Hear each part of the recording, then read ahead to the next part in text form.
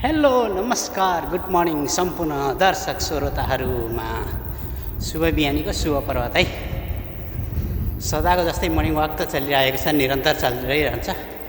भर्खरै 8.7 kilometre running गरेर हल्का यसो हिँड्न पर्यो भनेर हिँडिरहेको छु। हिजोको इजिप्ट र अर्जेन्टिनाको म्याच हेर्दाखेरि कति धेरै अर्जेन्टिनाका फ्यानहरू त मुटु ढुकढुक ढुकढुक गर्नुभएको होला, कोही निराश पनि भइसक्नु भएको थियो होला। सायद अझ रोमाञ्च हुन्न कि अर्जेन्टिनाले हारो भन्ने सोच्नुहुन्थ्यो। तर जे होस्, अन्तिम क्षणमा आएर ट्याक्कै गोल गरेर विजय प्राप्त भयो।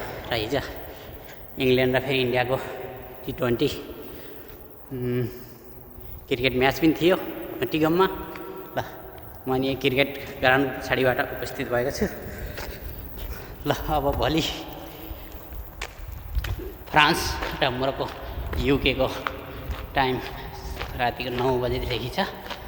त्यो पनि हेर्नुपर्छ, कसले जित्छ है। दुइटै खतरनाक टिम छन्।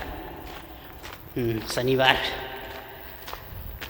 नर्वे र इङ्ल्यान्डको छ। फेरि यस्तै छ, जब गर्ने राति फेरि फुटबल हेर्ने, बिहान मर्निङ वाक गर्ने, यस्तै छ दिनचर्या। लाइफलाई बिजी बनाउनु पर्यो नि, होइन साथीहरू।